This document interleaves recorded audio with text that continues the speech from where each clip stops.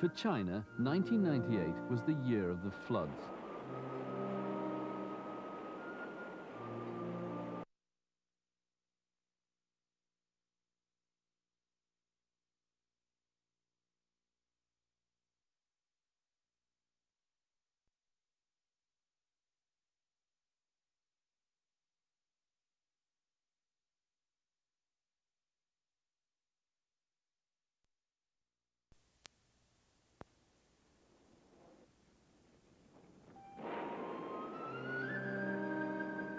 For China, 1998 was the year of the floods.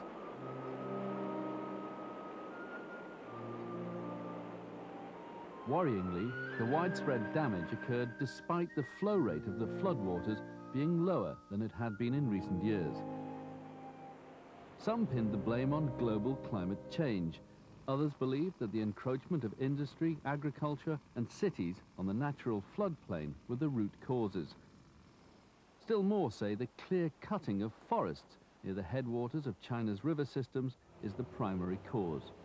But as this week's Earth Report discovers, all the experts agree on one thing, that human impact on the environment has transformed a natural phenomenon into a catastrophe and focused world attention on the issues surrounding water in China.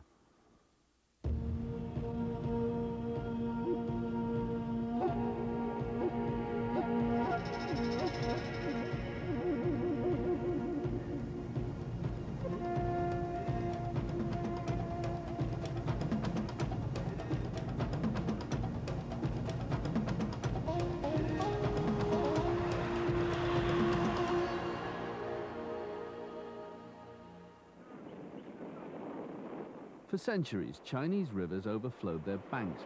But in 1998, several Chinese river systems overflowed at the same time. According to official estimates, more than 1 million people lost their homes. And more than 3,500 people lost their lives. But many believe the death toll was actually much higher. The Yangtze River broke its banks 8 times. For those who lived on land bordering the floodplains, it became a battle against overwhelming odds as they and the army fought to build and protect the dikes, keeping the waters at bay. But once it became clear that the main urban centres, such as the northeastern city of Harbin, were threatened, the authorities bowed to the inevitable. The decision was made to sacrifice the agricultural areas, dynamiting the dikes and dams to save the cities lying in the flood path.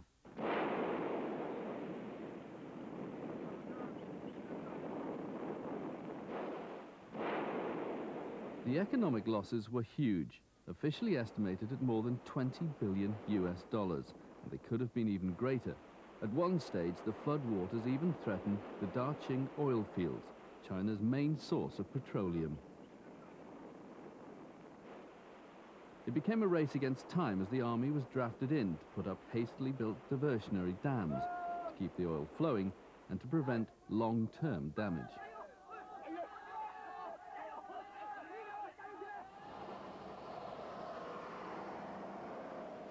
With hindsight, the causes are more easily understood, but understanding them doesn't make dealing with them any easier.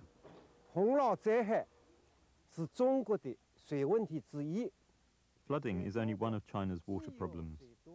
Sometimes, and in some places, we have too much water, in others too little water, and sometimes too dirty water. We have to face the fact that we have a water crisis in China, and fully understand that water resources are precious.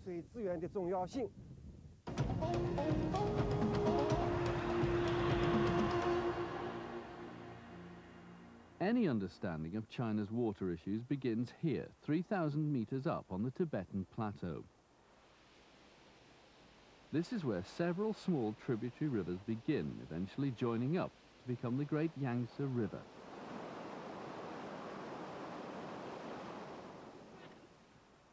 The Tibetan Plateau is also the source of the Indus, Brahmaputra, Mekong and Yellow rivers. For much of Asia, this is where the source of life begins. Tourism and the small settlements of Tibetans who have lived here in the same way for centuries are the only evidence of human impact here. The ancient forests in the Tibetan Plateau have been here for millions of years, and it's the forests such as those in this nature reserve which provide the answers to many of the water-related problems faced by China, especially the flooding. According to the Chinese Water Conservancy Ministry, more than half of the floodwaters of 1998 would have been absorbed by the primary forests if they hadn't been cut down. Over the last century and more, the Chinese timber industry marched relentlessly further and higher into the Tibetan Plateau, reducing the forest cover in Sichuan province from more than 50% to, at one stage, just 13%. Historically, human impact at the headwaters has been great, especially in the last 100 years. Clear-cutting of the forests, forced agriculture on steep slopes and annual heavy rains have combined to create a dangerous level of erosion that threaten the lower reaches. As soon as you leave the protected headwaters, you find the impact that a century of clear-cutting has had on the environment. Trees, brush, plant diversity and rich topsoil have all been lost to the timber industry. And once the protection of the soil is gone, erosion sets in, and the runoff from the rain carries the sediments to the river, silting up the riverbeds on the way downstream. The Chinese authorities are taking radical steps to deal with the issue. In one of the most far-reaching environmental actions ever, from September 1998, it became illegal to cut down any naturally occurring tree in China, effectively protecting all of China's remaining primary forests. In addition, no plantation tree younger than 60 years old is allowed to be cut down, and clear-cutting will give way to selective timber harvesting. Here you can see where a forest has been clear-cut. It returns very slowly. The young trees are not sheltered, and the soil is less fertile and scarce. But you see where there was a selective cutting. The young trees easily and naturally develop, and the forest can recover. To ensure that everyone gets the message, new signs proclaiming the forestry law are appearing everywhere. It's a huge environmental statement, but in the short term it means social and economic hardship for many in the timber industry. In Sichuan province alone, 100,000 forestry workers are out of a job, and nationwide the figure is set at 1 million. The logging camps are empty. For those left in work, their roles are now reversed. Li Guanchao spent 30 years cutting down trees with his forestry unit. He used to have 1,000 workmates. Now he has just 22. Next year, we will have more than 100 people who will come and plant and take care of trees of the waste mountains. We have measured a large area of land on which the new trees will be planted, including some grassland and some of the low-lying land. At the end of the year, China's Forestry Bureau also announced new long-term plans to reforest along large stretches of the main riverbanks. China's aim is now to rehabilitate and expand its forest cover, but it will take generations for the effect to be felt.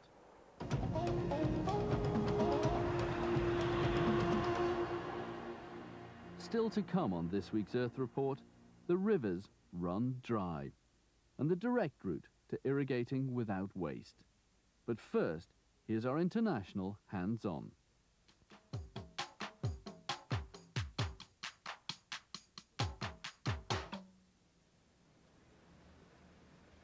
Lima, Peru. Just a stone's throw from the government palace, cathedral and elegant Spanish facades lies Caqueta. One of the oldest parts of Lima, it's home to around 2 million people. The majority are traders who work in a nearby sprawl of markets. These people are mostly poor, and of course they have also businesses to buy their things, their goods, their food, everything, also with other poor people selling them. Yeah. So they work in very vulnerable conditions also. They are in the streets, they don't have formal connections to the electricity companies, and they also storage everything in very badly conditions. Electric wires run haphazardly over the market roofs with one connection servicing thousands of stalls. Crammed with inflammable goods, gasoline, clothing and paper, the markets pose a serious fire risk to vendors and customers alike. Women and children are particularly vulnerable.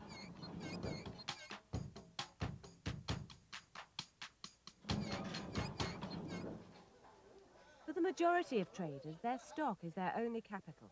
They have no insurance, and fire, however small, can be devastating.